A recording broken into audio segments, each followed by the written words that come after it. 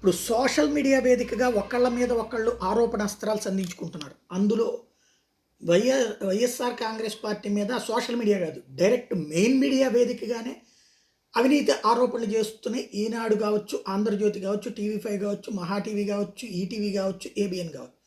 But వీళ్ళు సాక్షిలో కంటే కూడా సోషల్ మీడియా ద్వారానే కొన్ని ఆసక్తి రేకెత్తించే, అనుమానాలను రేకెత్తించేటువంటి పోస్టుల్ని వైఎస్ఆర్ కాంగ్రెస్ పార్టీ తెర మీదకి తీసుకొచ్చింది. అందులో కీలకమైనటువంటిది నారా రామ్మూర్తి నాయుడు, చంద్రబాబు గారి సొంత తమ్ముడు రామ్మూర్తి నాయుడు గారి అబ్బాయికి సంబంధించినటువంటి అంశం. ఒక పోస్టు ఇది ఎట్లా ఉందంటే, 2009 నుంచి 2014లో చంద్రబాబు సీఎం అయ్యే నాటికంటే 5 ఏళ్లగా నారా రోహిత్ తీసిన సినిమాలు కేవలం 4 అంటే 4.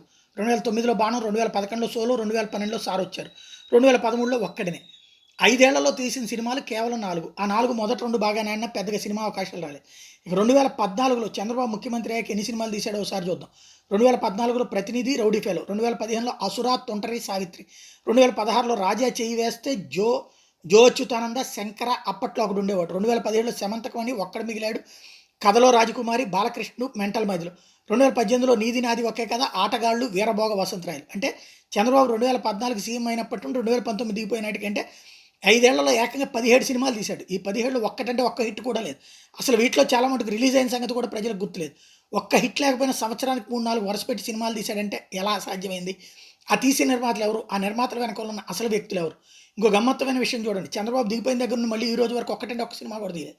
చంద్రబాబు కేవలం 5 ఏళ్లలో ఏకంగా 17 సినిమాలు తీసి అత్యంత బిజీగా ఉన్న హీరో.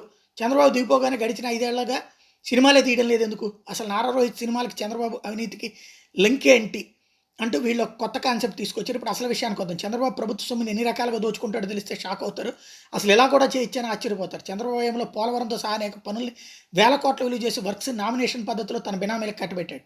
బీజేపీ వచ్చాక జీఎస్టీని గట్టిగా అమలు చేసే కార్యక్రమంలో భాగంగా పనులు చేసే కాంట్రాక్టర్లందరికీ డబ్బులు చెల్లింపులని బ్యాంకుల ద్వారానే జరుగుతున్నాయి. ఆ బ్యాంకుల ద్వారా వచ్చిన వైట్ మనీని డ్రా చేసి లంచాల రూపంలో బ్లాక్లోకి మార్చడం కష్టమవుతుందని, దానికి సులువైన మార్గం బ్లాక్ మనీ ఎక్కువగా నడిచే సినిమా రంగమేనని గుర్తించి ఆ డబ్బును సినిమాలను అడ్డం పెట్టి దోచుకున్నారు. ఇంకా సింపుల్గా అర్థం కావాలంటే, గారపాటి అనే ఒక కాంట్రాక్టరు ఒక ప్రాజెక్ట్ చేస్తున్నాడు. ప్రభుత్వం ఆయనకు 500 కోట్లు బ్యాంకు ద్వారా చెల్లించింది. అందులో నుండి ఒప్పందం ప్రకారం చంద్రబాబుకు 250 కోట్లు ముడుపులు ఇవ్వాలి. ఎలా ఇవ్వాలి? క్యాష్ విత్డ్రా చేసి ఇవ్వలేడు. వేరే బినామీలకి చెక్కుల రూపంలో ఇచ్చినా మళ్ళీ ట్రాక్ చేస్తారు. ఇక్కడ ఏం చేశారంటే, సినిమాలు తీసే నెపంతో అనేక బినామీ కంపెనీలు పెట్టి వాటి కోసం అనేక బ్యాంక్ ఖాతాలు ఓపెన్ చేసి ఒక్కో ఖాతాకి చిన్న చిన్న మొత్తాల్లో ఈ 250 కోట్లు మరల్చారు. ఆ ఖాతాల నుండి డబ్బు డ్రా చేయడం కోసం ఈ సినిమాలు అడ్డం పెట్టుకున్నారు. ఒక్కో సినిమాని 20-30 లక్షల్లో చుట్టేయడం, దానికి 50 కోట్లు అయిందని లెక్క రాసుకోవడం, సినిమాలు రోజువారీ ఖర్చుల కింద, ప్రొడక్షన్ ఖర్చుల కింద అనమాట. వాటికి దొంగ బిల్లులు పెట్టుకోవడం, మళ్ళీ ప్రతి సినిమాకి 20 కోట్లు నష్టం, 30 కోట్లు నష్టం వచ్చింది రికార్డులు తయారు చేసి ఎక్కడ ట్యాక్స్ కట్టే సమస్య లేకుండా మేనేజ్ చేసి మొత్తం డబ్బును బ్లాక్గా మార్చి అడిదిప్పి ఇడిదిప్పి ఆఖరికి లోకేష్ చేతికి చేర్చారన్నది వీళ్ళు చేస్తున్నటువంటి ప్రధానమైనటువంటి ఆరోపణ. మా గుంటూరు జిల్లా కాంట్రాక్టర్ ఒక్కడి దగ్గరే 250 కోట్లు ఇలా సినిమా కంపెనీల అకౌంట్లకు చిన్న చిన్న మొత్తాల్లో ట్రాన్స్ఫర్ చేయించారంట. ఇలా నారా రోహిత్ పేరుతో 17 సినిమాలు హడావిడిగా చుట్టేసి అసలు డబ్బును నారా లోకేష్కి చేర్చారంటూ వీళ్ళు ప్రొజెక్ట్ చేస్తున్నారు.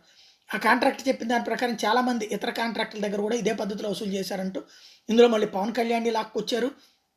అదే ఏదేమైనా నారా రోహిత్ లాంటి వ్యక్తి 5 ఏళ్లలో 17 సినిమాలు ఎలా తీశాడో, ఎవరికి అనుమానం రాకుండా 100 కోట్ల ఆంధ్రప్రదేశ్ ప్రజలను ఎలా సొమ్ములు దోచుకున్నారో మీరే చూడండి అంటూ వీళ్ళు ఇప్పుడు కొత్త పోస్ట్ పెట్టారు. దీన్ని మనం ధృవీకరించలేం.